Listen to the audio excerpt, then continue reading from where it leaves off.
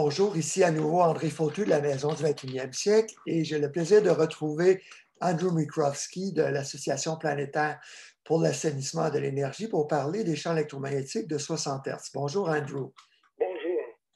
Alors aujourd'hui, on va parler de la fameuse étude que vous avez faite pour la Société canadienne d'hypothèques et de logement.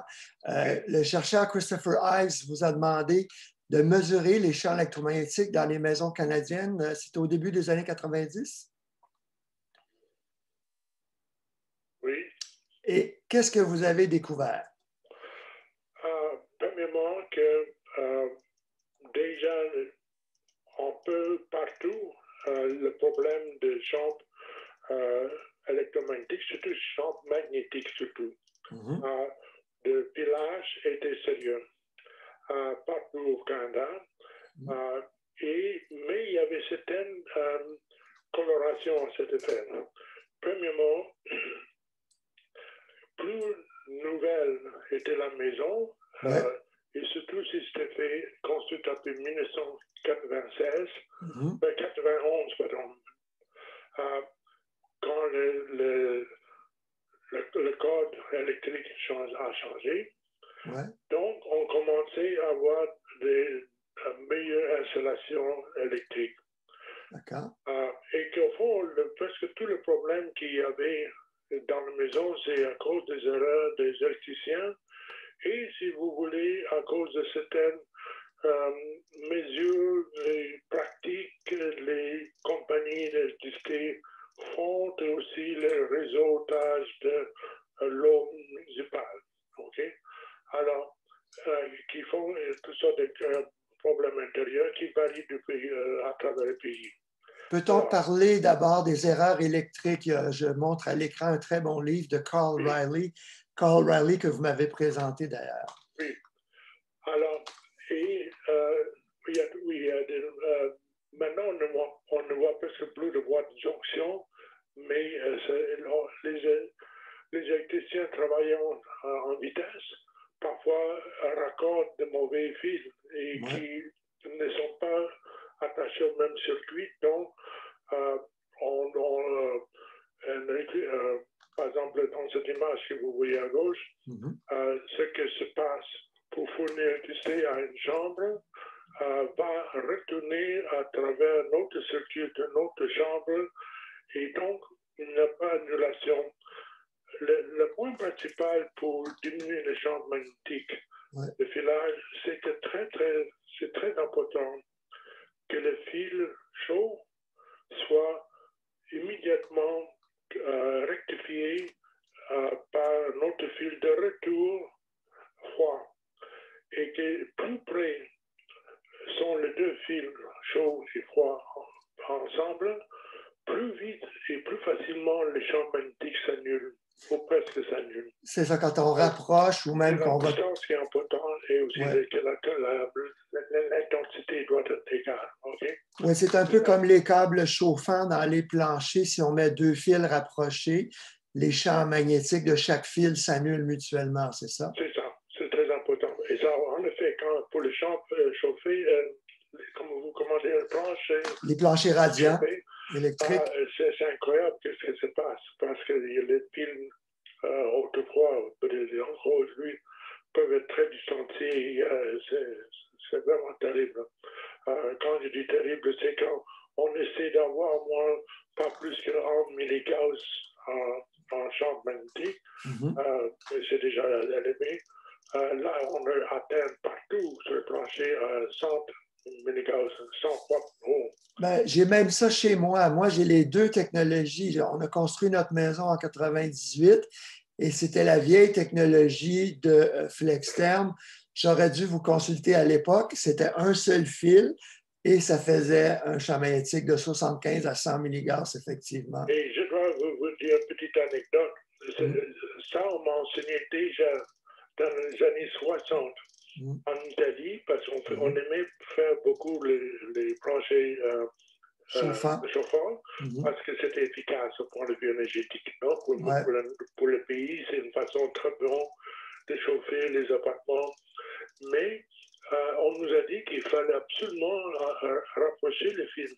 Okay. Imaginez, on savait ça déjà dans les 60 et quand j'ai compris que c'était devenu la mode dans les années 80, plus ou moins, de faire les planchers chauffants, qu'on n'avait pas appris les leçons que les ingénieurs et architectes italiens avaient déjà compris.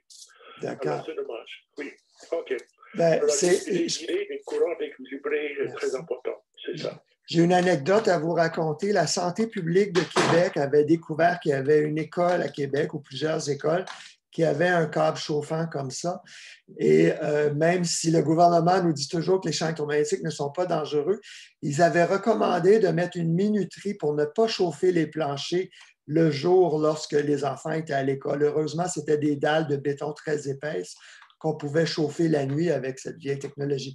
Mais heureusement, les nouveaux câbles aujourd'hui ont 2 fils, comme le câble vert de Flextherm. OK. Parlons des mises à la terre. Vous avez découvert beaucoup de maisons avec des problèmes. Et l'autre chose qu'on a constaté, que naturellement, quand les appartements, quand le logement est petit, tout est rapproché, donc c'est presque normal que les chambres seront élevées. Donc, plus grand l'appartement ou plus grand la maison, moins il y a la possibilité qu'il y ait des chambres élevées. Ça, c'est parce que plus on s'éloigne des fils et des appareils, plus l'intensité des champs électromagnétiques diminue rapidement. Hein? Alors, et au fond, la base de toute cette problématique, c'est, comme on a dit dans le rapport, c'est que nous avons au Canada et aux États-Unis une convention d'utiliser beaucoup de mise à la terre pour le réseau de fourniture d'électricité, l'infrastructure de Hydro. Sur l'aqueduc. Et aussi, on a tellement de mise à la terre pour le municipal, l'eau municipale qui est servie, on se sert de ça comme mise à la terre. Et parce que théoriquement, comme on faisait dans certains pays en Europe, dès le début du système électrique, chaque fois on installait une maison, la Hydro de la compagnie locale assurait que les villages seraient équilibrés. Donc, si une maison reçoit à un moment 10 ampères, 10 ampères retournent à Hydro, à la grande centrale de distribution. Ça, c'est l'idéal. Mais on n'a jamais fait ça au Canada. On construit au fur et à mesure et on n'y pense même pas comment tous les retours d'électricité vont retourner à Hydro.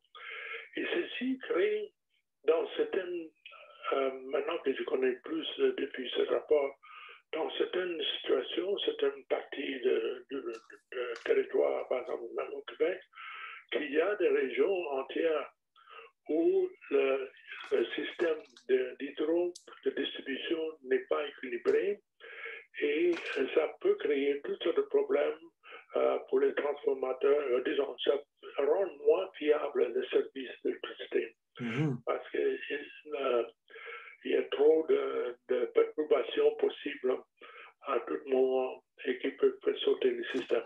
Et expliquer un peu pourquoi est-ce que le courant de retour est déséquilibré par rapport au courant qui rentre dans les bâtiments. Est-ce que c'est seulement la mise à la terre sur l'aqueduc métallique? Non, je n'ai pas entendu répéter gentiment. Pourquoi le courant de retour n'est pas équilibré par rapport au courant qui rentre dans le bâtiment? C'est ça le problème. Par exemple, pensons à une maison, elle est fournie par des fils de hydro et disons c'est 10 ampères. Mais seulement 8 ou 7 ou 6 retournent à hydro par le fil de neutre ou le froid. Alors, et les 2 autres ou 3 autres ampères circulent dans le sol ou ils peuvent circuler dans le système de la plomberie métallique. Les aqueducs municipaux et elles vont d'une maison à etc., à travers la connexion de tout se fait entre les maisons qui sont connectées en même temps par les tuyauteries. Mhm. Donc, ces deux, trois vont être très variables parce que chaque fois, par exemple, votre voisin, le réfrigérateur de votre voisin s'allume, hein, si vous voulez. Ouais. Alors, soudainement, sur la connexion par l'eau, au lieu de 2 ampères, ça peut devenir soudainement 10 ampères. Et quelque chose d'autre, un fournaise s'allume pour un autre voisin, et soudainement, vous avez peut-être encore 15 ampères qui sautent pour... et donc, il y a beaucoup de précipitations. Et ces précipitations qui ne sont pas dans le système d'hydro, autrement, ça serait toujours équilibré partout. Ça peut faire user beaucoup de matériaux. Je parle même pour hydro, c'est pas une bonne idée. En effet, il y a un standard créé aux États-Unis par IEEE et EPRI, c'est l'Electric Power Research Institute. C'est ça. Qu'il ne devait jamais y avoir plus que 12% de perturbation comme ça. Ah oui, mais ce n'est pas une norme au Canada. Mais c'est normal que les compagnies s'entendent et ils essaient d'achever un certain standard de qualité, etc. Parce qu'on a compris qu'au-delà de 12%, on est en train d'affaiblir l'infrastructure électrique de production d'électricité. Vraiment intéressant. J'ai un journaliste de la presse un jour qui m'a téléphoné. Il voulait que je mesure les champs électromagnétiques chez lui parce que sa femme attendait un bébé. Et il vivait à Montréal où les entrées électriques et d'eau sont soit à l'arrière ou à l'avant de la maison, séparées. Et effectivement, il y avait la plomberie métallique qui passait dans le plancher, dans la chambre du futur bébé avec des champs élevés. Donc, il était très content que je lui dise où placer le lit du bébé, mais surtout comment corriger en sciant, en remplaçant l'entrée d'eau par une section en plastique. C'est ça, un diélectrique qu'on appelle. Hein? Oui.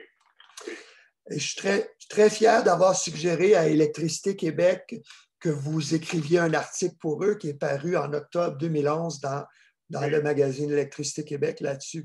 Malheureusement, ce n'est pas devenu une pratique courante de mettre un diélectrique au Québec.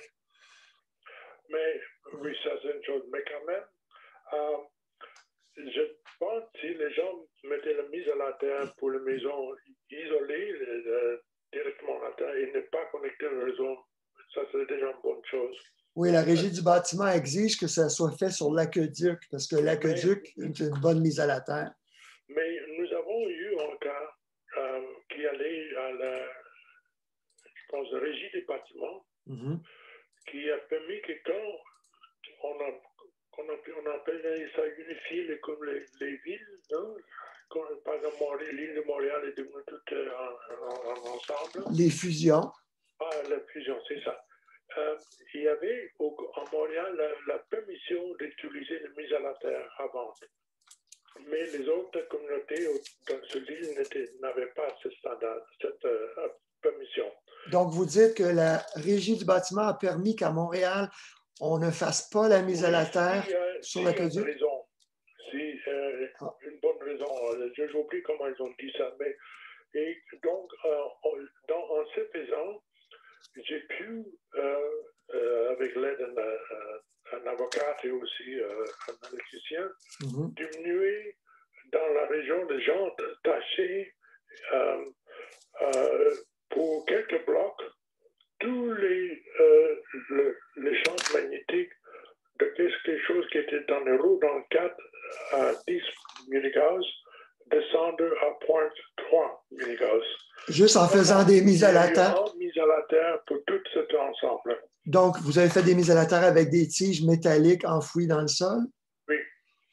Wow! Ben ça, j'aimerais... Ça a donné l'équilibre à tout le système d'Hydro-Québec dans la section. Il faudrait que j'aie les documents pour écrire un article là-dessus. La lettre de Régie du bâtiment, aussi. S'il vous plaît, me l'envoyer par courriel. Okay. Je dois faire un article là-dessus. D'accord. OK. Je reviens à l'article que j'ai fait sur votre rapport. C'est intéressant parce que la SCHL n'a jamais publié ce rapport, mais j'avais obtenu le rapport de Jim Robar, le grand patron de la recherche de la SCHL, qui m'a dit on ne publie pas parce qu'il n'y a pas de consensus, mais tu peux faire un article là-dessus. Donc, voici mon article. Et donc, les pièces les plus explosées, vous parliez qu'il faut que les appareils, d'abord, vous avez mesuré avec tous les appareils électriques éteints et ensuite tous les appareils allumés. Et là, c'est là qu'on voyait vraiment les sources extérieures, entre autres. Hein? Oui, mais ce n'est pas vraiment nécessaire de faire ça. On a fait ça pour être très rigoureux dans le doute qu'on a fait tout éteint, tout allumé, et aussi au naturel, si vous voulez. Et il y avait trois lectures, trois séries de lectures.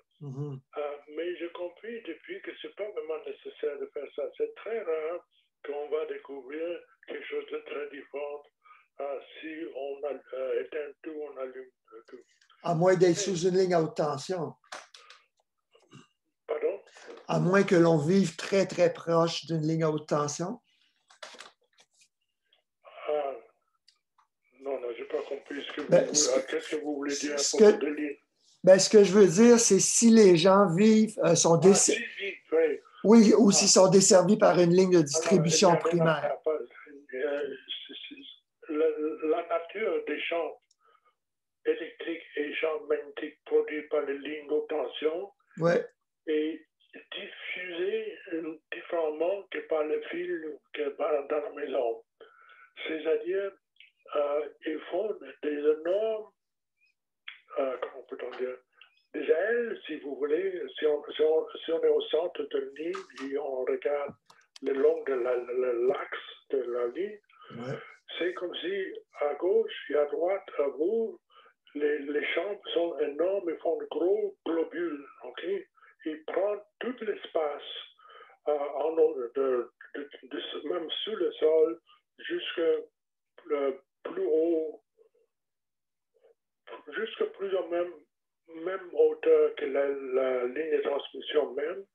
Ils font tout un champ. Donc, c'est un champ qui est en 3 dimensions et si vous habitez dans ce champ, qui peut même atteindre, ça dépend de la ligne, quelques vingtaines de mètres ou trentaines, c'est si prévalent qu'il n'y a rien qu'on peut faire pour diminuer. C'est pas en construisant quelque chose qui peut blinder qu'on va être sauvé de la ligne. Oui, il faut expliquer que le champ magnétique, il est très difficile et très coûteux de le blinder. Non, ils sont pervasifs. Je ne sais pas comment peut-on dire en français. Ils vont vraiment partout. Ils sont très pénétrants, les champs magnétiques.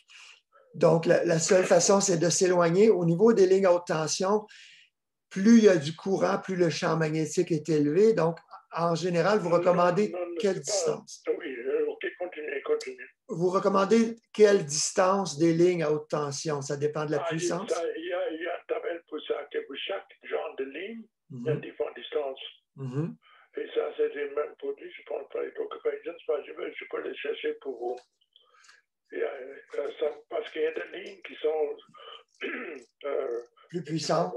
Et pour chaque voltage, c'est notre histoire. Mais il faut comprendre que les lignes d'Hydro-Québec et certaines autres compagnies canadiennes aussi ne sont pas toujours construites pour avoir le moins de champs possible. Parce qu'il y a différentes configurations de lignes qu'on peut faire pour que les différents câbles entre eux s'annulent aussi. Alors, si on fait bien une ligne, et il y en a des lignes comme ça, par exemple la ligne qui c'est New York, qui passe par Longueuil, par exemple, elle est très bien construite, et elle est équilibrée, et donc on peut même être assez près de la ligne et les champs ne sont pas élevés. Donc, dans tous les cas, il faut mesurer pour savoir s'il y a un problème qui vient de l'extérieur. Il faut toujours mesurer. Ouais. Ensuite, c'est l'entrée électrique, le plus gros problème dans les maisons comme telles.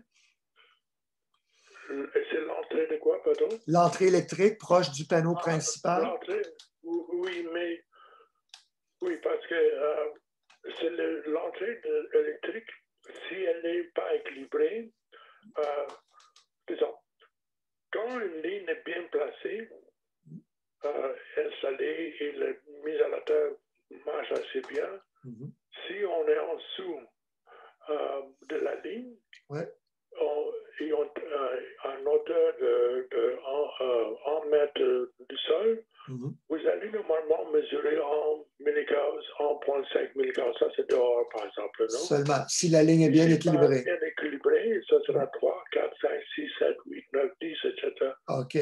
Et on sait justement que le taux de leucémie infantile va doubler à 3 ou 4 milligauss en exposition prolongée. C'est ça. Et ça, c'est bien accepté et connu, oui. Donc, qu'est-ce que vous recommandez au niveau des chambres? À quelle distance doit-on les mettre de l'entrée électrique, par exemple? OK. Premièrement, je ne ferai pas aucune chambre, surtout par exemple, parce que normalement, c'est ça qui arrive. On a vu ça aussi dans l'étude de CMSI, SCHN, c'est que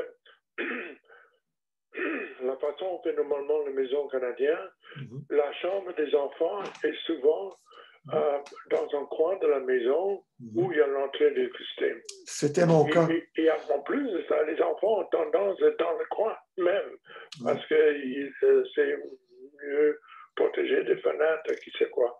Alors, donc, il faut être conscient que quand on a une entrée d'électricité, même si on ne mesure pas, qu'on ne met aucun lit, plus personne, à plus près qu'1 mètre de cette ligne de mur où il y a l'entrée d'électricité. Il faut mettre dans un coin ailleurs, qu'on autre mur à l'intérieur, ou quoi. Ça, c'est comme une précaution immédiate. Et je vois que dans votre étude, vous disiez les maisons où on économise l'énergie, s'il y a moins de courant, il y a moins de champ magnétique. Donc, je n'ai pas compris que... L'économie d'énergie, l'efficacité énergétique va réduire. Oui, ça c'est vrai. Ça, mais maintenant, n'oublie pas, à l'époque, il n'y avait pas les smart meters. Les compteurs intelligents, oui. On va pas les compteurs intelligents. Et c'était notre système. Maintenant, le compteur intelligent crée d'autres problèmes en plus parce que pas seulement ils travaillent avec fréquence radio, mais aussi ils interfèrent dans tous les filages de la maison parce qu'ils essaient de lire chaque circuit.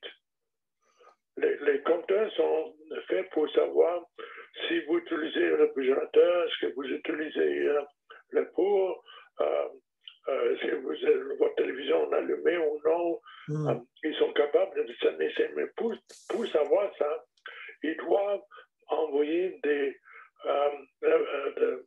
informatiques ou recevoir l'informatique à travers des fréquences qui ne sont plus les 60 cycles d'électricité, mais des fréquences qui peuvent être jusqu'à en gigahertz, en milliards de cycles par seconde. Ça dépend de ce qu'ils ont fait.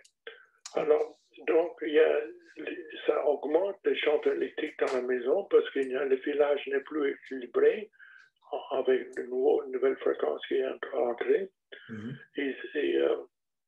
Donc, de nouveau, il ne faut pas, c'est encore pire pour ce qu'on parle de lit près de l'entrée d'électricité, parce que maintenant, il y a des fréquences qui sont visibles aussi, pas seulement le champ magnétique ou électrique. Ouais. 60 cycles. Maintenant, il y a des chambres de micro-ondes qui sont interférents. Parlons un peu des champs électriques. Ils sont beaucoup moins connus parce qu'il y a eu très peu d'études, mais Anthony Miller à l'Université de Toronto a découvert que c'était lié à la leucémie chez les travailleurs de l'électricité. Qu'est-ce qui génère le champ électrique? Chaque fois qu'il y a un courant, Non, le courant que vous avez dans un fil, c'est l'électricité qui bouge dans le fil. Oui, la circulation de courant, ça c'est le champ magnétique. Plus on veut envoyer, on n'a plus d'électricité qui est dans le courant. Okay?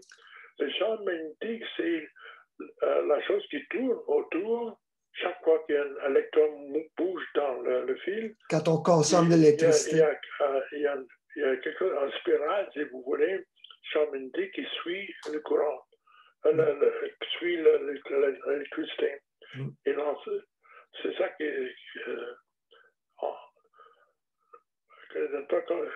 parce que au fond, quand on parle de courant, c'est la quantité. Comment peut-on dire? Okay. C'est quand on consomme. Essayez d'imaginer que l'électricité est un pipeline d'eau. Okay? Oui. Alors, le courant, c'est la quantité d'eau qui bouge par instant ou par seconde à travers le pipeline. C'est ça le courant. Okay? Quand on consomme. Alors, le courant est fait dans ce cas-là, des charges électriques. Et c'est ça qui est l'électricité. Plus on veut le courant bouger vite, plus on augmente le charge. Donc c'est l'électricité c'est pour ça qu'on utilise une haute tension. Haute tension, ça veut dire qu'on met le plus possible de électricité. Donc ça crée un champ électrique tout seul. Donc, le champ électrique, c'est la tension électrique qui équivaut à la pression. On va pousser, pomper, si vous voulez. C'est la pression de l'eau, l'équivalent. La champ magnétique, c'est la chose qui suit. C'est quand vous avez un bateau, vous voyez les ondes qui sont poussées plus vite par le bateau, plus grands sont les ondes à côté. C'est ça le champ magnétique, c'est la proposition. Oui, quand l'ampérage ou le courant circule. C'est ça. Donc, le champ électrique, il est toujours présent que l'on consomme de l'électricité ou non, la minute qu'un fil ou un appareil est sous tension. Oui, et c'est très facile de blinder d'électricité parce qu'il faut avoir seulement le caoutchouc ou le plastique ou quoi, et c'est ça qui blinde. Et le champ magnétique, il passe partout. Oui.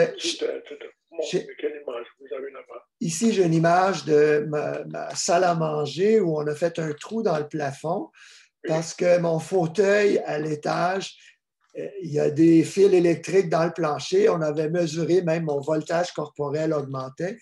Donc, on a remplacé le fil électrique par un câble commercial blindé en aluminium qui bloque le champ électrique. Parce qu'au fond, vous auriez pu aussi faire tout simplement avec un fil plus épais. Un fil plus épais? Ça veut dire, comme on fait les fils pour les installations extérieures, en dehors, non? Oui. Waterproof, ça aurait été aussi bien. Même le caoutchouc épais va bloquer le champ électrique? Oui, parce que pour le champ électrique, c'est tout ce qu'il faut. Ah oui, très facile. Le plastique, oui. Donc, c'est quel gauge, quelle grosseur de fil? C'est que quand vous allez dans le quincaillerie, vous demandez des choses pour le filage, pour le dehors roule. C'est normalement bleu, non? Et c'est épais à peu près 3/8 de pouce. Ah, donc c'est beaucoup moins cher que mettre un câble blindé d'aluminium. Oui. Pour les chambres, ça serait bien parce qu'il y a des rupteurs, des disjoncteurs, des rupteurs de courant qu'on appelle les automatiques. Moi, j'ai ça dans ma chambre. Quand j'étais ma dernière lampe, ça coupe la tension électrique dans ma chambre, mais ça revient quand même assez cher. OK? Donc, en construction... Oui, c'est très cher. Et la raison pourquoi c'est cher, c'est pas parce que c'est cher à conduire, mais ça coûtait très cher pour avoir le Canadian Standards Association. Oui, c'est ça, pour ces appareils-là. Et ça coûtait à peu près $200 000 pour payer la compagnie pour vous dire que c'est correct. Et vous payez au fond pour le standard. Oui, la normalisation. Donc, on va juste commander un câble extérieur pour les chambres. Oui. Et là, ça bloque le champ électrique. OK. Oui. Ici, on a les recommandations en biobiologie pour les chambres. Pourquoi est-ce que c'est plus important de se protéger dans les chambres des champs électromagnétiques? Attends, je n'ai pas compris. Répétez gentiment, je m'excuse. Pourquoi est-ce plus important de réduire les champs électromagnétiques dans les chambres? Parce parce qu'on reste plus longtemps. On passe quand même plus ou moins 8 heures dans une chambre et votre corps ne bouge pas. Donc, il va être influencé à long terme, quoi que ce soit. Ça peut être la circulation, le cœur, les poumons ou les différents aspects qui sont influencés. Il faut avoir le plus grand repos possible lorsqu'on dort. Et il y a aussi la mélatonine qui est sécrétée dans la noirceur. Oui, parce que la glandule pinéale, la glande pinéale, elle est affectée par n'importe quoi qui est électromagnétique. Alors, quand les êtres humains n'étaient pas aussi technologiques, l'unique chose qui était électromagnétique vraiment, c'était la lumière du soleil. Parce que c'est aussi électromagnétique, la lumière du soleil. Alors, donc, quand il n'y avait pas, la glande produisait mélatonine. Mais maintenant, avec la présence d'autres choses comme champ magnétique, électrique, la glande peut penser qu'il y a la lumière, non? Elle ne différencie pas. Oui, le jour, elle ne produit pas de mélatonine lorsqu'elle est exposée à la lumière. Ouais. Et au fond, la mélatonine est très importante. Elle est une des sécrétions les plus protectrices du corps. Oui, contre le cancer, entre autres. On doit faire attention avec mélatonine quand on prend la pilule. Il y a un équilibre entre sérotonine et mélatonine naturellement. Ouais. Et c'est l'importance d'avoir un bon équilibre qui est primaire pour l'être humain. Donc, il faut faire beaucoup attention si on sent qu'on n'a pas assez de mélatonine, de savoir quoi faire. Et je ne sais pas s'il y a vraiment beaucoup de médecins qui savent suggérer quoi faire exactement. Oui, je sais que à Boston, il y avait une grosse étude sur le cancer du sein qui avait montré des milliers d'infirmières que plusieurs avaient des cancers du sein parce qu'elles travaillaient la nuit exposées à la lumière. Donc, pour se protéger du cancer, la mélatonine est vraiment très, très importante. Ce n'est pas juste la qualité du sommeil qui est réglée. Je suis d'accord avec vous. Quels sont les effets biologiques les plus connus des champs électriques? La différence, généralement parlant, simplement parlant, les champs électriques affectent l'ensemble du système nerveux. Au fond, le système nerveux est très électrique. Non? Tout ce qui se passe dans les synapses, c'est au fond des charges, des ions et des charges. Les champs magnétiques touchent surtout les organes et les muscles. Comme vous vous souvenez peut-être des lits fameux magnétiques, non? Et les anneaux magnétiques que les gens peuvent porter. Le but de ça a été de créer pour le muscle de rendre plus serré, non? C'est pour ça que les gens se sentaient mieux avec le cœur ou les muscles quand on portait les aimantes, non? Parce que les aimantes ou les champs magnétiques affectent, ont des rapports avec les choses comme les organes et aussi le muscle. C'est ça la différence. Donc, l'exposition à court terme à un champ magnétique peut être bénéfique? Rien ne se passe normalement automatiquement comme grand changement.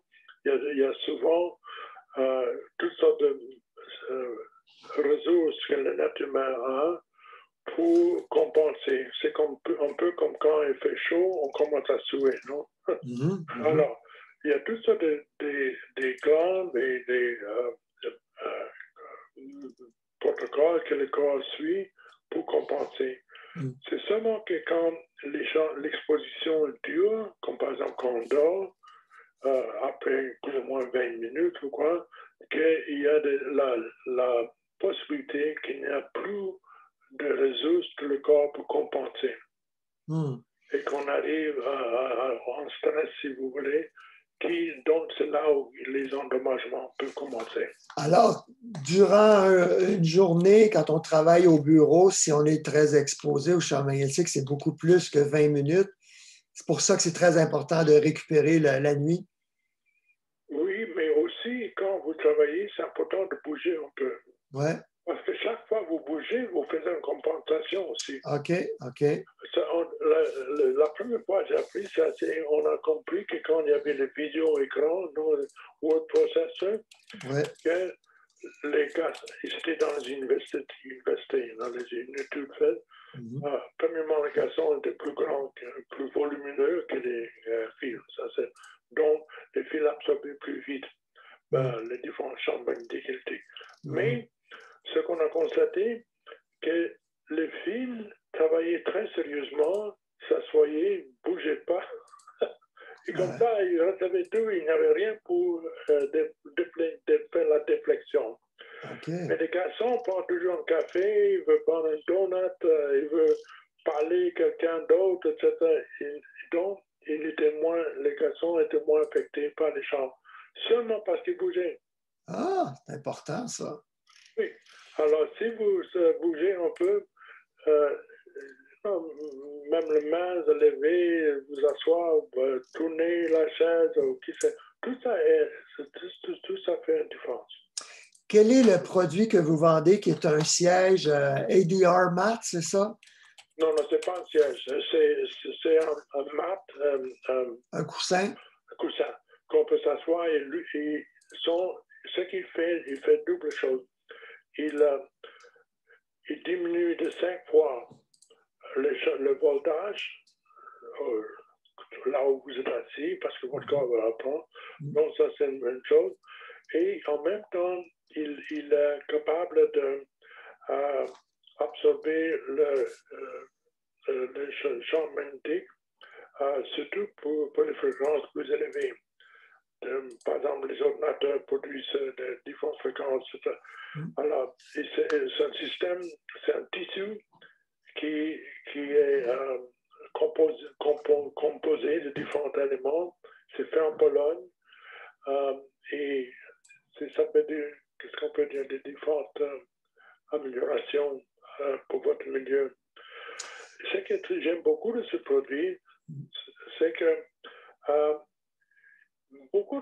bien de systèmes de blindage qui existent, au moment donné, créent des champs statiques électriques et de créer des manque de champs magnétiques statiques.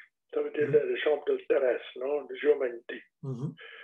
Et quand on est, par exemple, quand on a un rideau, par exemple, pour les lits, pour les gens hypersensibles, il y a des couches qui se font à l'intérieur de la tente et aussi à l'extérieur.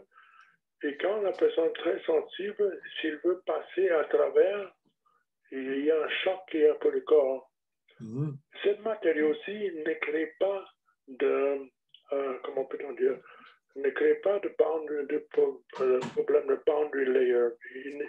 Il est beaucoup plus gentil, si vous voulez. Il ne fait pas de choc dans l'espace. Il ne va pas accumuler l'électricité statique. Il n'accumule pas, etc. Donc, je vais vous donner un exemple de ce problème. Je parle de gens très, très sensibles. J'ai connu un monsieur, je connais encore, très sensible, qui a dû quitter Ottawa. Il habite près du parc Algonquin, le dernier endroit où on peut habiter, public, à la frontière. Et on a construit une maison. Il y avait un architecte de Toronto qui a construit une maison pour lui qui était très bien, une mise en scène, non? Et même là, cette nuit, il ne pouvait pas dormir. Il devait dormir dehors, même dans le grand hiver, dans un cap, je ne sais pas comment dire, sleeping bag, non? Oui, un sac de couchage. Jusqu'à ce que je lui donnais un ADN. Et pour la première fois, il se sentait bien. Alors, il y avait quelque chose qui était bien pour sa peau, non? Et il se sentait bien. Dans son sens, il pouvait respirer dans son sens, non?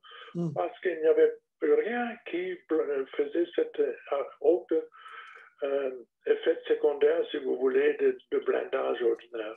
Et donc, ce produit-là, on va le mettre sous les draps dans un lit? On peut mettre sous le drap, on peut le suspendre, parce qu'il y a aussi des tissus de rouleau, non? Et si on utilise comme siège, c'est aussi, bien même dans la voiture, non? Bien les gens sont mieux. Mais quand même, je dois vous dire, il y a encore, pour le siège, le chair, ADR chair, il y a quand même des gens qui ne sentent pas la différence. Je connais une madame, vous peut-être la connaissez aussi, et je ne comprenais pas. Donc, tandis que pour le bedding, le tissu, je n'ai pas eu de problème comme ça. Ouais, c'est certain que chaque personne réagit différemment. Il y a toujours possibilité que quelqu'un ne va pas sentir parfaitement à l'aise. OK. Donc, il faut tester pour chaque individu. Qu'est-ce que vous pensez de l'earthing, la mise à la terre corporelle? Est-ce que c'est bénéfique? Est-ce qu'il y a des risques? Il faut comprendre. L'idée de earthing, c'est très important. Elle n'est pas si nouvelle que ça. J'ai déjà vu des livres écrits dans les années 1920-30 qui proposaient l'importance du grondage, si vous voulez, pour l'être humain.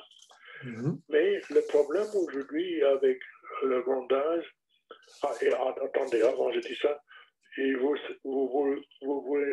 pourrez aussi vous souvenir que les êtres humains aimaient, par exemple, embrasser les arbres, non? Oui. Tree huggers. Ça faisait du bien. On marchait pieds nus dans le gazon, c'était dans la côte, quand on est au bord de lac, etc. Donc, c'est une mise à la terre naturelle. Oui, et ça c'est très important. Et je pense même les Autochtones ont savouré tellement cette expérience aussi. Ils étaient très conscients. Donc ça va permettre de décharger l'excès d'électricité qu'on accumule dans le corps. Oui, mais aussi, même sans la technologie, même il y a 10 000 années, c'est important aussi. Ils l'ont toujours fait. OK, alors, pour différentes raisons. Alors, mais aujourd'hui, avant d'utiliser earthing, il faut être attentif parce que ces produits qu'on met par exemple sur le lit, il faut les gronder. Si on gronde à une terre qui est déjà plein de décharges de micro-ondes, surtout maintenant, tout l'ensemble devient une antenne. Et il peut faire que votre lit devienne un récepteur de beaucoup d'émissions, de signaux qui sont dans l'entourage.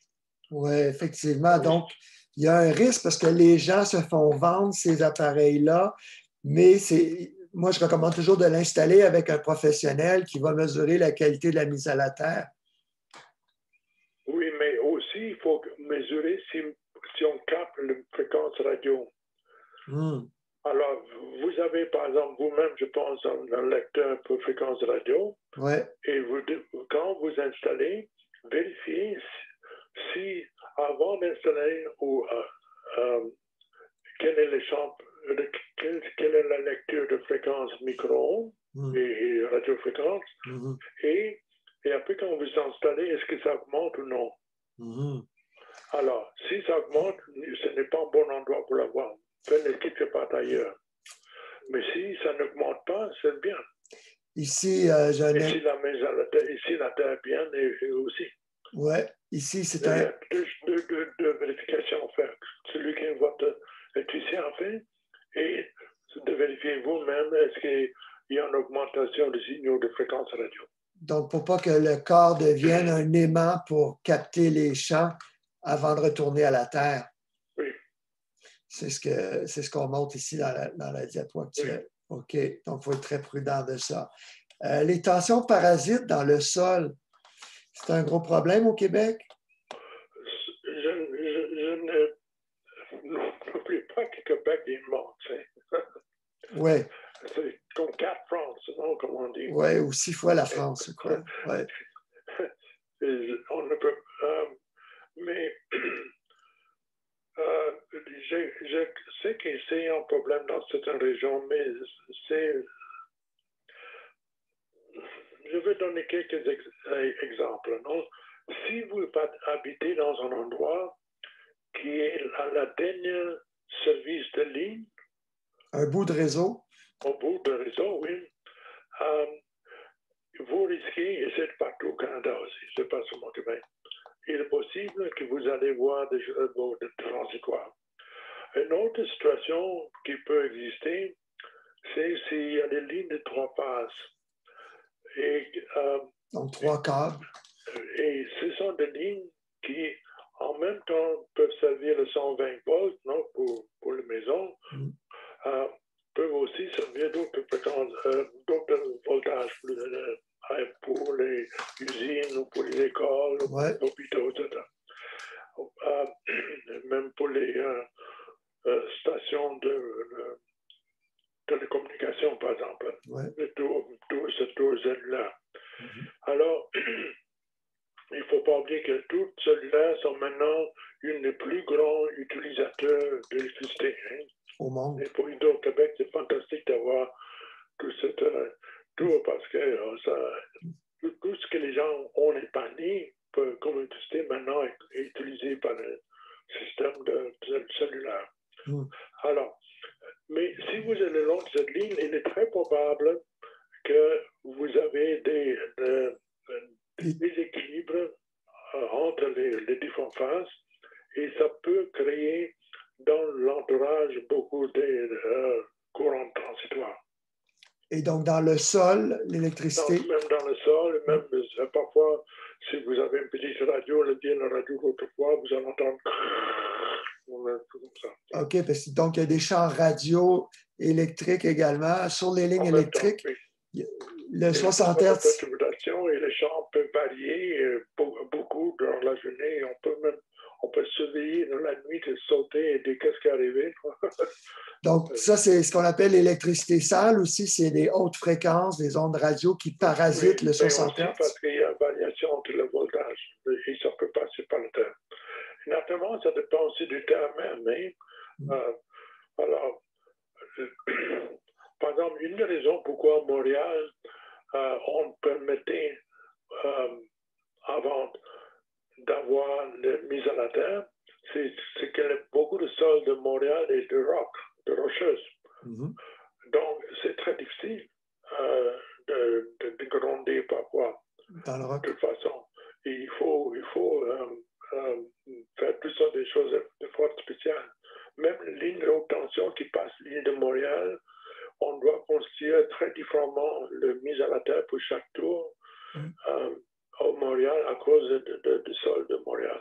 Parce que le roc, il est sec, il n'est pas conducteur. C'est génie, donc comment on fait bien. Ça prend de l'eau dans le sol pour conduire le courant? C'est une méthode. Il y a aussi, ça dépend aussi du contenu minéraire. OK, mais l'argile, c'est bon pour les mises à la terre? Oui, ça va conduire. Oui. C'est ça. Ici, j'ai un témoignage de Jean Gagnon qui a beaucoup de difficultés avec Hydro-Québec pour régler un problème de tension parasite, les courants vagabonds dans le sol. Et un technicien lui a dit, c'est une question que la mise à la terre du réseau électrique est meilleure que la mise à la terre de sa maison. Donc, c'est ce qui faisait que le courant rentrait chez lui par le sol. Vous avez souvent vu ça? Oui, disons, j'ai entendu des choses comme ça, mais je n'ai pas eu la chance de vérifier est-ce que c'est ça qui se passe. Donc, je ne peux pas vraiment faire de commentaires. C'est-à-dire, pour moi, c'est plausible ce que vous dites, mais est-ce que c'est en fait pour M. A, M. B, M. C? Il faut vérifier. Et j'aimerais beaucoup que des gens comme IREC, qui ont toute l'expertise nécessaire et la connaissance, s'en mêlent plus pour régler ce problème. Parce que j'ai l'impression que les équipes régionales ou locales n'ont pas la compétence pour vraiment savoir. Ils ne savent même pas quoi vraiment mesurer. Ouais. C'est-à-dire, ils mesurent les choses qu'on lui dit de mesurer, mais ce qu'ils obtiennent comme information n'est pas suffisant pour savoir quoi faire.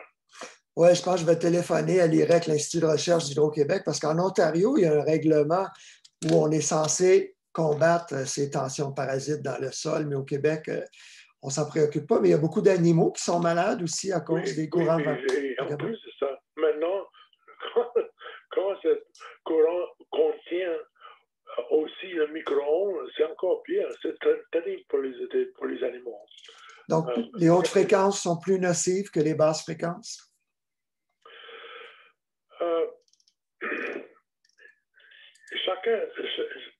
Chaque chose a ses influences. Alors, pour les hautes fréquences, il y a d'autres choses qui arrivent, d'autres problèmes. Alors, c'est tout un ensemble. C'est un domaine très complexe. Et ce serait souhaitable qu'il y ait de plus d'expertise et qu'on fasse mieux les choses.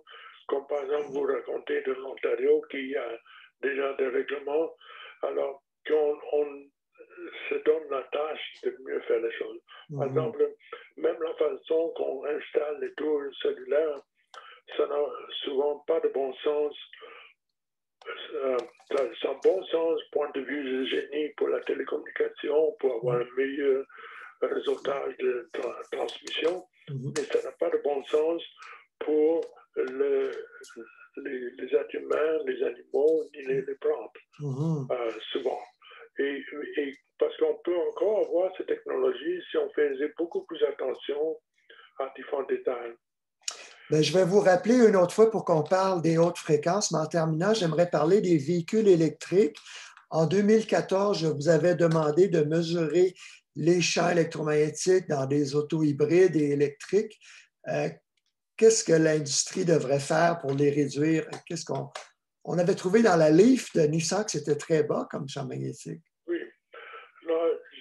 Là, je pense que parce que j'ai connu des designers de voitures, OK? Et j'ai un d'eux m'a même suivi en cours avec moi. C'était un des plus importants ingénieurs de Ford et qui était conscient que quelque chose n'allait pas bien avec les champs électromagnétiques, même pour les voitures ordinaires.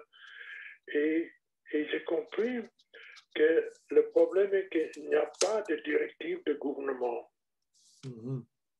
S'il y avait une directive, les compagnies feraient comme les compagnies ont fait pour Californie. Quand il y avait Californie commençait à dire qu'il fallait avoir l'air propre, moins des émissions, etc., donc toutes les compagnies sur la Terre, pour une étape.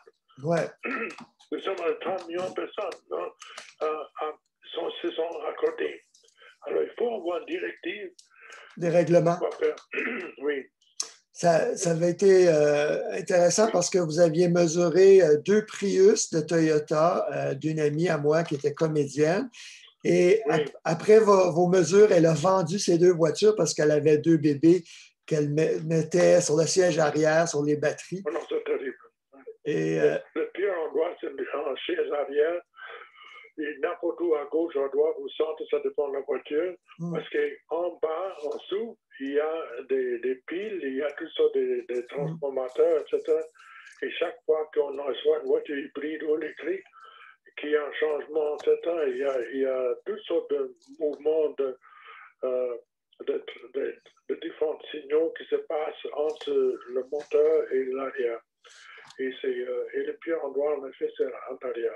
Mais j'ai l'impression que même si elles n'en parlent pas, les compagnies qui fabriquent les véhicules, certaines sont plus prudentes que d'autres pour réduire les champs. J'ai connu cette expérience aussi. Quand nous avons créé notre association, je vous ai dit qu'un de nos collègues, c'était le scientifique principal de IBM. Ouais.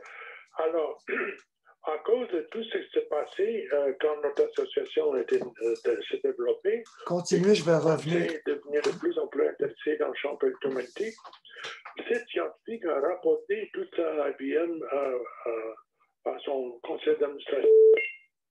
Et IBM était la première compagnie à faire des ordinateurs qui faisaient moins de pollution. Mais il m'a dit, André, il ne faut jamais dire ça à personne. Parce que si les gens devaient savoir que nous avons fait quelque chose de différent, Alors, il peut y avoir litige parce que ça veut dire qu'on sait que nous savions que c'était dangereux. Vous comprenez? Alors, il peut y avoir, par exemple, chez Toyota, des ingénieurs qui disent, mais vous savez, il faut vraiment diminuer blinder, si vous voulez, la pile, ou il faut avoir des câbles mieux isolés. Il y a tellement de solutions de génie. C'est très important qu'ils fassent ça tout secrètement parce qu'autrement, c'est poursuivi. Oui, évidemment. Ça veut dire, mais comment ça se fait que vous faites quelque chose pour blinder s'il n'y a pas de problème, il n'y a jamais eu besoin de blinder, non? Ouais. Alors, donc, vous savez que vous avez fait quelque chose de tort. Tout à fait. Et les autres compagnies ne seraient pas affectées. Alors, c'est ça le dilemme que, par exemple, IBM avait. Et IBM, consistamment, était toujours en avant de tout le reste du monde, jusqu'à qu'un jour, un de mes collègues à Ottawa est allé à Stockholm pour une conférence pour les vidéoécrans, les ordinateurs, et que le syndicat a prouvé que les champs qui venaient des ordinateurs affectaient les enfants, les femmes enceintes.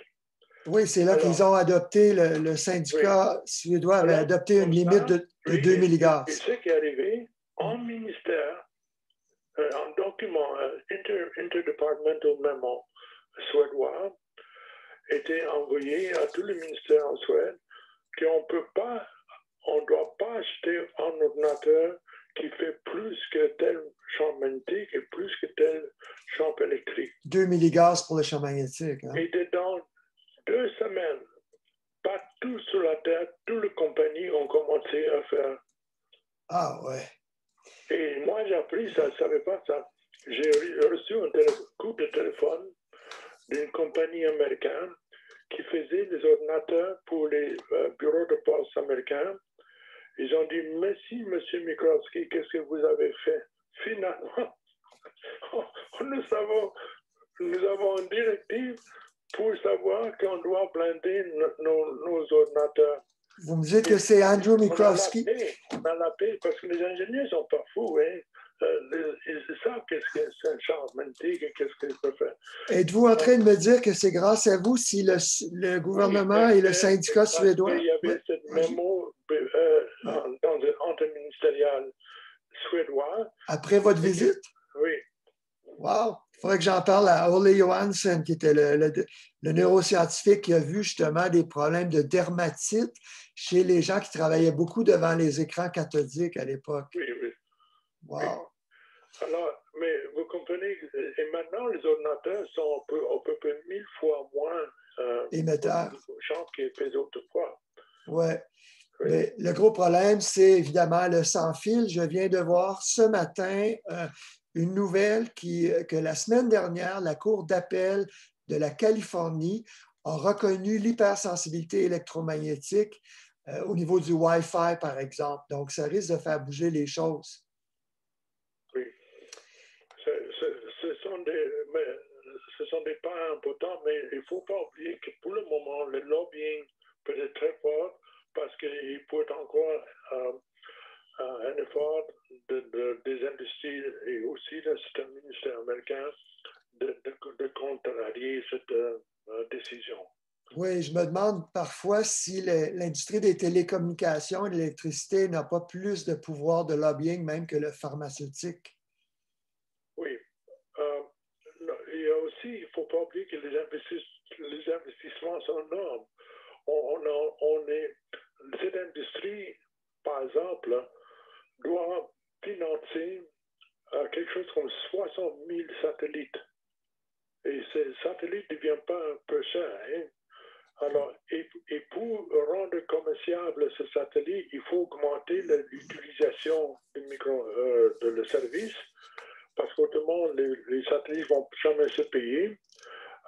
Donc, il y a cette énorme pression financière de maintenir le status quo. Et en plus de ça, à cause de tous ces satellites et les besoins qu'ils ont créés, qu'il faut les utiliser, ce qui va arriver, et c'est déjà arrivé dans plusieurs endroits, que les standards qui existent pour le micro-ondes doivent être surpassés parce qu'on a besoin de transmettre autant d'informations que la technologie d'aujourd'hui doit augmenter le pouvoir de ces signaux. C'est ça le problème. Oui. Oui, il y a beaucoup de gens, effectivement, qui sont inquiets de ces milliers de satellites, ne serait-ce que l'impact sur la couche d'ozone. Ce n'est pas de ces satellites que vous parlez, c'est un autre genre, celui qui vous monte maintenant. OK, ça, c'est SpaceX qui veut faire du Wi-Fi. Oui, pardon. Non, vous avez raison. Okay. Le Wi-Fi de l'espace. Oui. Oui. J'ai même lu que... Il y a déjà une vingtaine de milliers, 20 000 ou plus satellites dans l'espace, mais il y aura bientôt 60 000 à peu près. Et il paraît que juste la combustion de kérosène va amincir la couche d'ozone à chaque fois qu'on lance une fusée. Oui, ça, c'est un autre problème. Alors, Andrew, merci beaucoup pour ce deuxième partage. Je crois que ça vaut la peine que je vous rappelle une autre journée seulement pour parler du sans-fil. OK. Oh, ça, c'est fantastique. Merci beaucoup. À cause du fait que j'ai commencé à m'intéresser tôt, je pense que j'ai connu quelques milliers de hypersensibles personnellement. Oui. Alors, au moment donné, on accumule une certaine compréhension. Absolument. Alors, on en parle la prochaine fois. Merci beaucoup. Bienvenue. Bonne journée.